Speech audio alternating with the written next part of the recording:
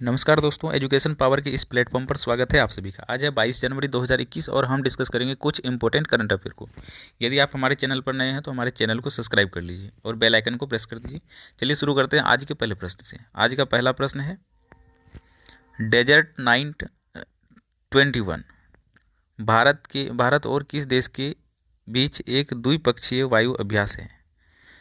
Option है Indonesia, Mongolia, France, America. तो इसका आंसर हो जाएगा ऑप्शन 3, यानी कि डेजर्ट 921 भारत और फ्रांस के बीच एक द्विपक्षीय वायु सेना अभ्यास है। अब इसके संदर्भ में हम लोग कुछ बातें देख लेते हैं। कुछ मुख्य बातें इस प्रकार हैं। डेजर्ट भारतीय वायुसेना और फ्रांसीसी वायुसेना एक अंतरिक्ष सेना के बीच द्विपक्षीय हवाई अभ्यास है। क्या है? द्विपक्षीय हवाई अभ्यास है।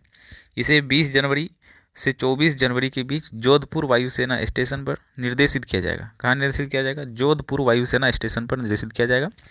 रक्षा मंत्रालय ने घोषणा की है कि हाल ही में हटाए गए राफेल दावेदार जेट डेजर्ट 21 के लिए महत्वपूर्ण होंगे। और रक्षा मंत्री कौन है? राजनाथ सिंह। तो इतनी बात आप लोग इस प्रश्न के संदर्भ में याद रखिए। चलिए हम लोग चलते हैं अगले प्रश्न पे। अगला प्रश्न है, खराब ऋण अवैध परिसंपत्ति खरीदने वाला बैंक होता है। खराब ऋण और अवैध संपत्ति खरीदने वाला बैंक होता है। ऑप्शन है reserve bank of India, world bank, bad bank या इनमें से कोई नहीं। इसका आंसर हो जाएगा ऑप्शन 3, बैड बैंक। तो खराब ऋण और अवैध परिसंपत्ति खरीदने वाला बैंक कौन सा होता है? बैड बैंक होता है। अब इसके संदर्भ में हम लोग कुछ मुख्य बातें देख लेते हैं। कुछ मुख्य बातें इस प्रकार हैं। बैड बैंक एक ऐसा बैंक होता है जो दूसरी वित्तीय संस्थान की खराब ऋण और अन्य अवैध परिसंपत्तियों को खरीदने के लिए स्थापित किया जाता है। किस लिए स्थापित किया जाता है? खराब ऋण और अवैध परिसंपत्तियों को खरीदने के लिए स्थापित किया जाता है। गैर निष्पादित परिसंपत्तियों अथवा कर्जदार द्वारा गैर चुका हुआ ऋण, चुकाए गए ऋण की बढ़ती समस्या को ध्यान में रखते हुए बैड बैंक की स्थापना करने पर विचार विमर्श किया जा रहा है, इसीलिए ये चर्चा में है। चलिए हम लोग चलते हैं अगले प्रश्न पे। अगला प्रश्न है, निम्नलिखित में से कौन गणतंत्र दिवस परेड में भाग लेने वाली पहली महिला फाइटर पायलट होगी? कौन होगी? पहली महिला फाइटर पायलट होगी। ऑप्शन है भावना कंठ, दूसरा ऑप्शन है अवनी चतुर्वेदी, तीसरा है शिवानी सिंह, चौथा है इनमें से कोई नहीं। इसका आंसर हो जाएगा ऑप्शन 1, भावना कंठ।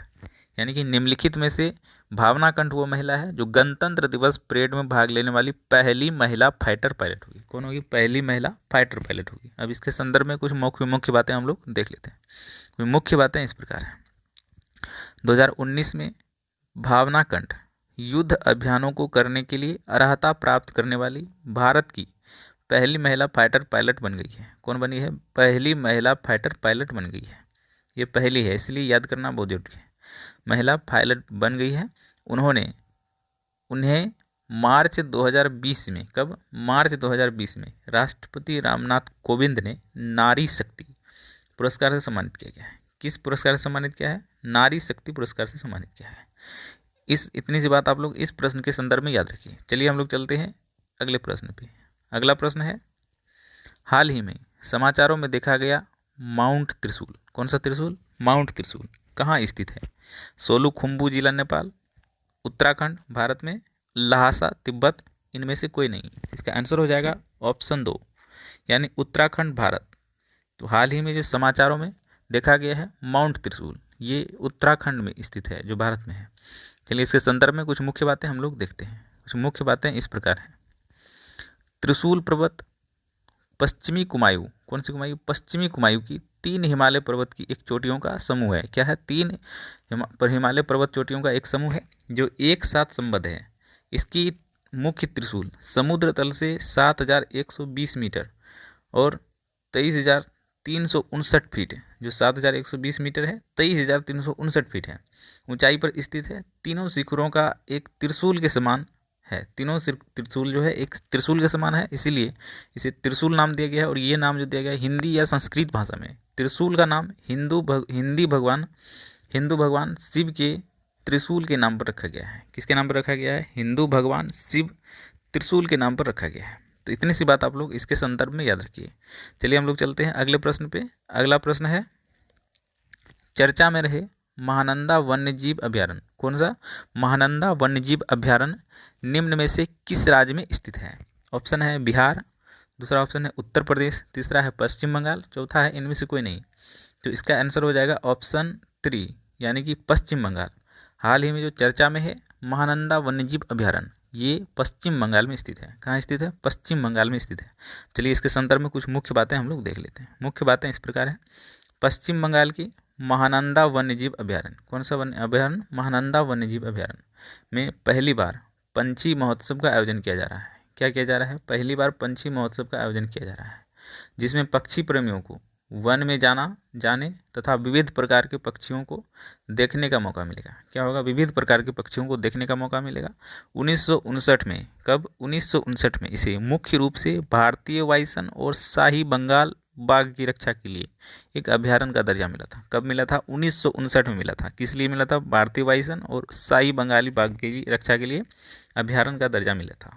और यहाँ बंगाल के मुख्यमंत्री हैं ममता बनर्जी। पश्चिम बंगाल के मुख्यमंत्री कौन है? ममता बनर्जी। और यहाँ के राज्यपाल हैं जगदीप धनखड़। तो इतनी सी बात आप लोग इसके संदर्भ में याद रखिए।